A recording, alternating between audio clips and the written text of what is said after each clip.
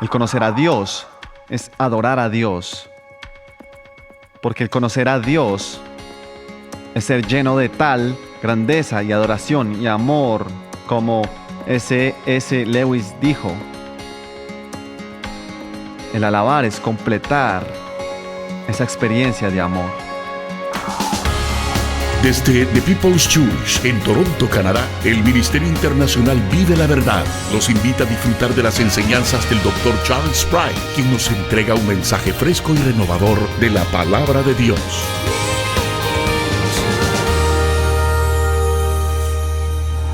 Si tienes una Biblia contigo hoy, voy a leer del Evangelio de Juan, capítulo 4. Voy a leer desde el verso 19 hasta el verso 24. Esta es parte de la conversación que Jesús tuvo en Samaria con una mujer, quien él conoció en el pozo de Sicar. Y en el verso 19, Señor, dijo la mujer, me doy cuenta que tú eres profeta. Nuestros antepasados adoraron en este monte, pero ustedes los judíos dicen que el lugar donde debemos adorar está en Jerusalén. Jesús declaró, créeme, mujer, que se acerca la hora en que ni este monte ni en Jerusalén adorarán ustedes al Padre. Ahora ustedes adoran lo que no conocen. Nosotros adoramos lo que conocemos, porque la salvación proviene de los judíos. Pero se acerca la hora y ha llegado ya en que los verdaderos adoradores rendirán culto al Padre en espíritu y en verdad. Porque así quiere el Padre que sean los que le adoren. Dios es espíritu, y quienes lo adoran deben hacerlo en espíritu y en verdad. Estos versos son probablemente la posición definitiva de Jesús en cuanto a la adoración. Por un número de estudios hemos observado el tema de conociendo a Dios. Conociendo a Dios, desde luego, es el corazón de la vida cristiana, es el gran motivo de la vida cristiana. El hecho que podamos conocer a Dios es la grandiosa aventura de todo el curso de la vida. Jesús dijo, esto es la vida eterna, que te conozcan a ti, el único verdadero Dios, y a Jesucristo, quien has enviado. Hemos hablado sobre 5 áreas sobre conocer a Dios. Hablamos sobre la existencia de Dios. Primeramente vimos algunas de las evidencias al cerrar la Biblia que indican que Dios existe. Luego hablamos sobre la cognoscibilidad de Dios, cómo se reveló a sí mismo para que lo conozcamos a Él, no el presumir o no solo el esperar o no solo el creer en una idea vaga. Luego hablamos sobre el experimentar a Dios, que Dios se revela a sí mismo una y otra vez por experiencias. De ahí hablamos sobre la soberanía de Dios. El estudio último hablamos sobre la santidad de Dios. Y en esta ocasión quiero hablar de la adoración a Dios. Y quiero hacer 3 preguntas simples, básicamente. Primero, ¿qué es adoración? Luego quiero preguntar, ¿por qué adoramos? ¿Por qué es que Dios requiere nuestra adoración? ¿Por qué es necesario? Y tercero, nos haremos la pregunta, ¿cómo adoramos? La primera de todas, hagamos la pregunta, ¿qué es adoración? Primeramente necesito aclarar algo, porque el uso de la palabra adoración tiende a ser muy limitada. Tendemos a hablar de adoración como una reunión de cristianos comprometidos a involucrarnos en un acto de adoración. Así que fuera de algunas iglesias verán un letrero que dice que la hora de adoración es de 9:30 a.m. a 11:30 a.m., o lo que sea. Algunos te preguntarán en alguna ocasión, ¿dónde adoras? Que por cierto, lo que significa es ¿a qué iglesia vas? Ellos han asociado el acto de ir a la iglesia con adoración. Este es un entendimiento limitante de adoración. Tal vez mucho más limitante es cuando a veces lo asociamos con la parte musical de la reunión. ¿Sabes? El cantar himnos y canciones podemos llamarlo adoración. Y he predicado en un número de ocasiones donde ellos me han dicho, vamos a tener el tiempo de adoración y luego usted va a predicar. Su predicación viene después de la adoración. Pero claramente, por definición, no es parte de la adoración, porque es simplemente cantar canciones a Dios o sobre Dios. Ahora, desde luego, sabemos por qué personas hablan con esos términos y eso es muy importante y en muy valioso tiempo. Y debemos encontrarnos con Dios muy profundamente durante esos momentos. Pero cuando la Biblia habla de adoración, no está hablando sobre el cantar canciones o reunirnos juntos en un determinado tiempo o lugar. Y si vemos en el Antiguo Testamento, adoración tiene que estar centrado a un edificio. El edificio es un edificio santificado, es sobre tierra santificada. Existen patrones prescritos que deben ser seguidos. Involucra rituales y rutina que tenía que ser observada. Eso es en el Antiguo Testamento, el cuadro de adoración. Es entendible algunas veces por qué sobreponemos algunas de esas connotaciones con las del Nuevo Testamento, ya que en el Nuevo Testamento es total y radicalmente diferente. En el Nuevo Testamento, adoración no tiene nada que ver con ningún edificio en especial o ningún ritual particular. Ningún personaje en especial como un sacerdote, lo cual fue abolido por el Señor Jesucristo. De hecho, cuando te acercas al Nuevo Testamento, el Nuevo Pacto, y usaré deliberadamente, la palabra es marcadamente diferente del Antiguo Pacto cuando tratamos sobre adoración. Porque si el Antiguo Testamento enfatiza en forma y estructura y rituales y liturgia y lo externo, el Nuevo Testamento enseña acerca de adoración, que es enteramente enfocada en lo interno, en el corazón y vida del adorador. Por eso leímos los versos de Juan capítulo 4, porque en esta discusión con la mujer samaritana, ellos comienzan a comparar, al menos la mujer lo hace, la adoración samaritana con la adoración judía. La adoración samaritana se hace en el monte de Gerizim. La adoración judía se centraba en el templo en Jerusalén. Y la mujer le dijo a Jesús: nuestros antepasados adoraron en este monte, pero ustedes los judíos dicen que el lugar donde debemos adorar está en Jerusalén. En otras palabras, el argumento, la discusión era sobre geografía. Creemos que este es el lugar, el monte de Gerizim, de alguna forma santificado, y el lugar donde adorar. Ustedes judíos dicen que es el templo en Jerusalén, es el lugar donde ustedes adoran. Pero Jesús le dice: créeme, mujer, que se acerca la hora que ni en este monte ni en Jerusalén, no queriendo decir que no se debe adorar en el monte Gerizim o no adorar en Jerusalén. He predicado en Jerusalén algunas ocasiones, he adorado con personas a Dios allá. Él no está diciendo que eso está mal, él dice que ya sea si es en Jerusalén o en el monte Gerizim, donde sea, es irrelevante. ¿Por qué? Porque él dice: pero se acerca la hora y ha llegado ya en que los verdaderos adoradores rendirán culto al Padre en espíritu y en verdad. Porque así quiere el Padre que sean los que le adoren.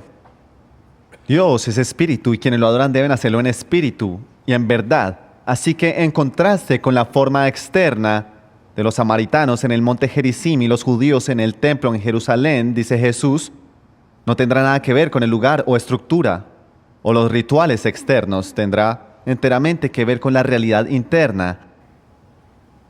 Ahora Jesús, en su propio ministerio, desafía al entendimiento judío de que la adoración a Dios estaba confinada a cierto edificio y cierta forma. Por ejemplo, en Mateo capítulo 12, cuando él discutió con los fariseos inicialmente la ley sobre el Sabbat, y ellos empezaron a hablar del templo, y él les dijo a ellos: pues yo les digo que aquí está uno más grande que el templo, y desde luego que se está refiriendo a sí mismo. Él estaba diciendo: el lugar donde hombres y mujeres van a encontrarse con Dios no es un edificio. Voy a ser yo, por mí. Ahora, esto fue tan ofensivo para ellos que algunos versos después dice: los fariseos salieron y tramaban cómo matar a Jesús. Él ahí hizo una declaración crucial: adoración no es acerca de estructuras y formas y edificios, va a ser acerca de mí, alguien más grandioso que el templo. En otra ocasión, cuando él arrojó las mesas de los negociantes, ¿recuerdas? En Marcos 11:17, mi casa será llamada casa de oración para todas las naciones. cuando Él llamó la atención sobre los actos de adoración de los judíos y les dijo: esto es acerca de comunión con Dios y es para todos, no para un grupo exclusivo que sigue ciertos rituales. Ellos estaban tan ofendidos por esto. Por eso dice en los siguientes versos: los jefes de los sacerdotes y los maestros de la ley lo oyeron y comenzaron a buscar la manera de matarlo. Desde una perspectiva humana, las razones por las que Jesús fue matado fueron por sus actitudes sobre la adoración en el templo. Desde una perspectiva humana, Él totalmente desafió a los fariseos y a los saduceos y a los sacerdotes. Él dijo: no es acerca de lugares, es acerca de mí. Esto fue algo radical. Y regresando a la conversación con la mujer samaritana, cuando ella le pregunta: ¿sabes, nuestros antepasados adoraron en este monte? Y dices que Jerusalén es el lugar. ¿Quién tiene la razón? ¿Cuál es el lugar? Su respuesta es: no tiene nada que ver con el lugar.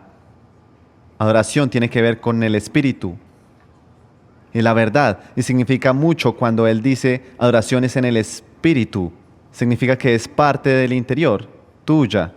Es dirigida por la actividad del Espíritu Santo en ti.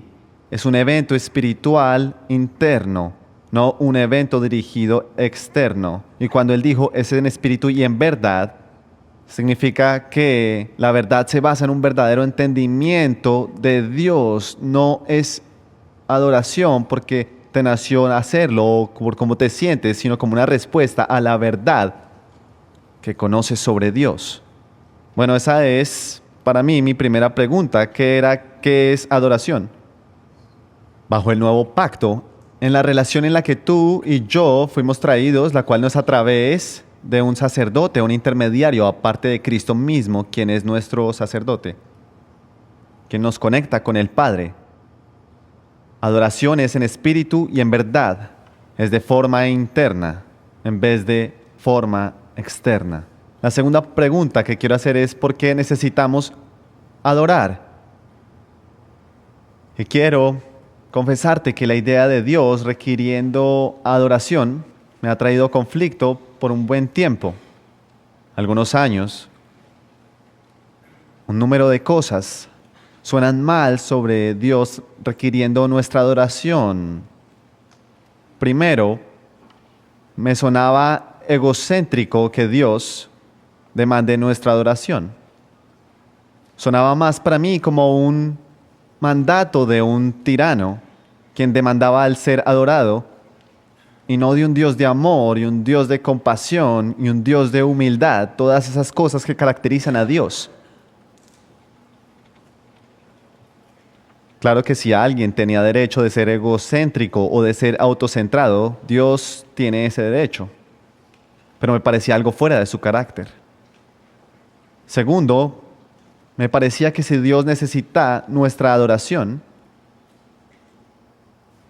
cuando recuerdo que así me lo dijeron, o si Él necesita nuestro amor, por así decirlo, se vería como algo deficiente en Él, que necesita nuestra adoración, que necesita nuestro amor. He escuchado decir muchas veces que Dios nos creó porque Él necesitaba a alguien a quien amar, y que somos objetos de su amor, y tenemos que amarlo también. Pero si es una expresión natural de nuestro amor por Dios, a quien adoramos, quien es nuestra prioridad, por el cual nos emocionamos, quien vale para nosotros más que nadie o nada, quien es nuestro primer pensamiento en la mañana y el último en la noche, entonces la adoración es tan necesaria y tan satisfactoria para nosotros, así como es necesaria y satisfactoria para un hombre que le dice a su esposa que la ama. Y si eres de los que hace bromas sobre la cualidad de un matrimonio que se ama, por así decirlo, es como los recién casados diciendo el uno al otro que se aman. No es solo natural el hacerlo, es necesario para ellos el hacerlo porque ese amor se ha disfrutado y profundizado. Simplemente es una expresión del mismo. Nosotros adoramos a Dios no porque Él lo demanda. Adoramos a Dios porque lo amamos. Y porque lo amamos, tenemos que adorarle. Tenemos que expresar nuestra alabanza. Y diría que es verdad en nuestra adoración que mientras expresamos nuestra adoración, nuestro espíritu se sana. El no expresar nuestra adoración y nuestra alabanza a Dios es reprimir una expresión necesaria de nuestras emociones y nuestras mentes cuando amamos a Dios y nos sometemos a Él. Así que, ¿por qué necesitamos adorar? No es que Dios en el cielo necesita nuestra adoración para llenar alguna deficiencia en Él mismo, sino necesitamos el adorar porque mientras expresamos nuestra adoración, expresamos nuestra alabanza, completamos un sentido muy real de nuestro amor por Dios y nuestro temor de Dios. Así que, ¿cómo adoramos? Es mi tercera pregunta. Resalté antes que en el Nuevo Testamento, bajo el Nuevo Pacto, la adoración no es acerca de formas o estructuras o rituales externos, es acerca de asuntos internos. Adoración es en espíritu y en verdad. No voy a regresar a eso y darte estructuras, pero encuentro interesante en el Nuevo Testamento lenguaje asociado con el Antiguo Testamento. Adoración es utilizada para nuestras actividades ante Dios. Palabras como sacrificio, la cual no ofrecemos porque Cristo ofreció sacrificio una vez por todas. Sin embargo, la palabra sacrificio es usada algunas veces para acciones en las cuales estamos comprometidos porque es una expresión de estar en adoración. Existen algunas cosas que se dice que sean como ofrendas fragantes a Dios. Eso toma directamente el lenguaje de adoración en el Antiguo Testamento, pero se aplica en el Nuevo Testamento. Quiero darte 5 que puedo encontrar, seguro hay más, pero por el tiempo que tenemos puedo encontrar 5. Y estas son maneras en las que adoramos. Primero que todo, adoramos con nuestras palabras, y quiero darte un verso para esto. Hebreos 13, verso 15. El autor escribe: así que ofrezcamos continuamente a Dios por medio de Jesucristo un sacrificio de alabanza, es decir, el fruto de los labios que confiesan su nombre. Usando el lenguaje del Antiguo Testamento del sacrificio, él habla de alabanza, el fruto de nuestros labios. Y una manera en la que podemos adorar a Dios es por medio de palabras que confiesen a Él y su nombre y su bondad y su gloria. Eso incluye cantando. Esa es una de las mejores maneras de expresar nuestra adoración, porque cantar incluye las emociones, donde las palabras no necesariamente lo hacen, pero la música sí. Conecta con lo que sentimos. Y una de las maneras de adorar es a través de las palabras. Por eso tenemos tiempo para cantar en las reuniones como estas. Porque el cantar es una expresión de alabanza, es una oportunidad de expresión interna y con nuestras emociones de amor para Dios y la adoración para Él y la verdad sobre Él que nos aseguran y afirman. La segunda manera que adoramos es que adoramos con nuestros trabajos. Déjame leerte en Hebreos 13, verso 16. Él dice: no se olviden de hacer el bien y de compartir con otros lo que tienen, porque esos son los sacrificios que agradan a Dios. De nuevo, el lenguaje del Antiguo Testamento. Él dice: haciendo y compartiendo con otros. Estás comprometido con sacrificios, eso agrada a Dios. Por eso nuestros trabajos, nuestros buenos trabajos, deben ser hechos para el beneficio de alguien más, pero debe ser una expresión de adoración a Dios. Estamos diciendo, por la forma en que hacemos las cosas, es porque Dios es Dios y porque lo amo. Por eso yo sirvo a otros también. Él llama a esto sacrificio, porque le agrada a Dios. ¿Recuerdas a Cornelio antes que Cornelio se hiciera cristiano? Él era un centurión romano, pero buscaba a Dios. Un ángel se le apareció a él. Déjame leer de Hechos capítulo 10, verso 4. Y el ángel se le apareció a él y dijo: Cornelio, ¿qué quieres, Señor?, le preguntó. Y el ángel le respondió: Dios ha recibido tus oraciones y tus obras de beneficencia como una ofrenda. Esta frase, beneficencia como ofrenda, conecta con el Antiguo Testamento, idea de adoración. Y él dice: tus oraciones, tus regalos a los pobres, tu buen trabajo, a pesar de que no eres creyente, aunque eso desde luego no te va a salvar, pero se han convertido en olor fragante, así como lo describe el verso. La tercera manera es que adoramos a Dios por nuestra disposición ante Dios. Y voy a leer en Romanos 12, verso 1. Por tanto, los hermanos, tomen en cuenta la misericordia de Dios. Les ruego que cada uno de ustedes en adoración espiritual de nuevo regrese a las ideas del Antiguo Testamento pero ofrezca su cuerpo como sacrificio vivo, santo y agradable a Dios. Este es su acto de adoración espiritual. Es como la Nueva Versión Internacional lo pone, que día a día su presentación ante Dios se convierta en una disposición diaria. Señor, estoy aquí a tu disposición el día de hoy. Esta es tu oración, dice. Complacer a Dios. Y yo añadiría, eso no es solo presentarnos ante Dios, sino también presentar a quienes están cerca de nosotros a Dios. Es padres presentando a sus hijos a Dios. Y es interesante, la primera vez que la palabra adoración ocurre en la Biblia es cuando Abraham va a ofrecer a su hijo en sacrificio a Dios. Él lo llama adoración. No es solo el presentarnos nosotros mismos, es presentar todo lo que amamos. Y diciendo, Señor, todo lo que tengo y todo lo que me pertenece y todo lo que amo, te lo presento a ti. Algunas veces es muy específico, adoración es dar a nuestros hijos a Dios. Dios, puedes tomarlos y hacer lo que tú quieras con ellos. Eso puede ser muy costoso. La cuarta cosa que encuentro en cómo adorar a Dios es que adoramos al Dios al ofrendar. Déjame leerte lo que Pablo dice en Filipenses 4, verso 18, escribiendo a los filipenses después de que ellos le enviaron un regalo generoso. Él dice, ya he recibido lo que necesito y aún más, tengo hasta de sobra. Ahora que he recibido de Epafrodito lo que me enviaron, escucha esto, es una ofrenda fragante, un sacrificio que Dios acepta con agrado. Muy similar en Romanos 12, verso 1, ofrezcan su cuerpo como sacrificio vivo, santo y agradable a Dios. Bueno, aquí habla sobre el dar financiero. Él dice es una ofrenda fragante. Es un sacrificio aceptable que agrada a Dios. Por eso es que no es una pérdida cuando lo dice, sabes, nuestro dar dinero es parte de nuestra adoración para hacerlo sonar un poco más palpable.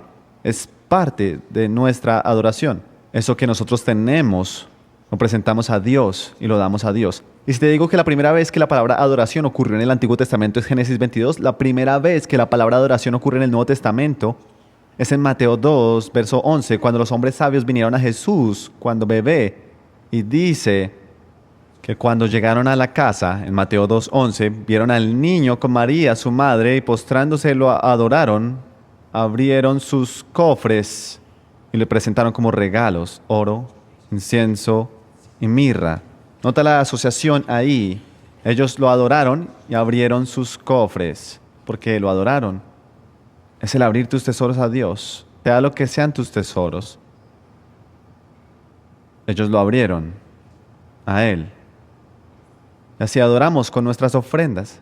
Decimos, Dios, si es cuánto te amo.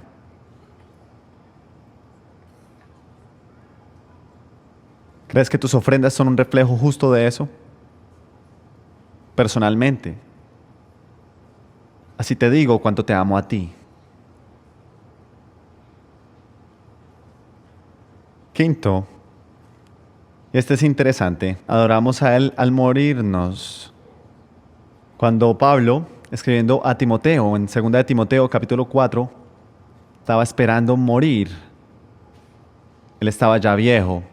Él describe su muerte de esta forma: yo por mi parte estoy a punto de ser ofrecido como sacrificio y el tiempo de mi partida ha llegado. He peleado la buena batalla, he terminado la carrera, me he mantenido en la fe. Él describe su propia muerte como una ofrenda. Estoy a punto de ser ofrecido. Los verdaderos adoradores, dice Jesús, adoran al Padre en espíritu y en verdad. Dios es espíritu. Los verdaderos adoradores deben serlo en espíritu y en verdad. Eso significa que no hay imposiciones excepto las que el corazón y el espíritu demanden de nosotros por nuestro amor por Dios. Es en espíritu. Y si no hay imposiciones excepto las que nuestros corazones y espíritus demandan de nosotros, no hay ni restricciones para nuestra adoración excepto los parámetros de la verdad. Por la adoración en espíritu y en verdad Nuestra adoración a Dios se basa en la revelación de sí mismo, en su palabra. Por eso somos llamados a ser adoradores. El conocer a Dios es adorar a Dios. Porque conocer a Dios es ser lleno de tal grandeza y adoración y amor, como C.S. Lewis dijo. El alabar es completar esa experiencia de amor. Quiero terminar citando a William Temple, quien fue un arzobispo de Dios en Canterbury en el siglo pasado. Me gusta la forma en que define adoración. Él define adorar como despertar a la conciencia por la santidad de Dios, alimentando la mente con la verdad de Dios, purgando la imaginación por la belleza de Dios, abriendo el corazón al amor de Dios y rindiendo la voluntad al propósito de Dios. Despertar a la conciencia por la santidad de Dios, alimentando la mente con la verdad de Dios, purgando la imaginación por la belleza de Dios, abriendo el corazón al amor de Dios y rindiendo la voluntad al propósito de Dios. ¿Hay algo fuera de eso? ¿Hay alguna parte de tu vida la cual, por esa definición, no está en adoración y alabanza a Dios? La próxima vez que alguien te pregunte dónde adoras, ¿por qué no le dices algo como en el baño? Seguro les vas a hacer pensar, ¿cierto? Sí. ¿Por qué no decir en mi trabajo? ¿Por qué decir en tal iglesia o en tal iglesia o en tal calle? Eso es regresar al antiguo pacto, el cual se enfocaba en edificios y lugares y rituales y formas.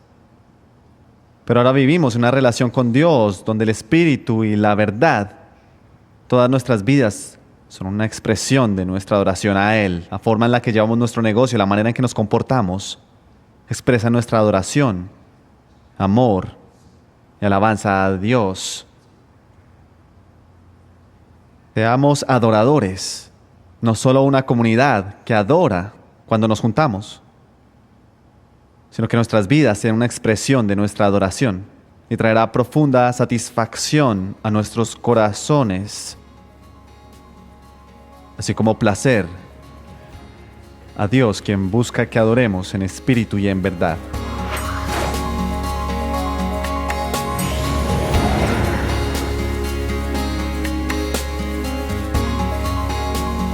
Esperamos que las enseñanzas del Dr. Charles Price le permita comprender el verdadero propósito de Dios para su vida. Gracias por su atención y amable compañía. Los esperamos en el próximo mensaje del Dr. Price.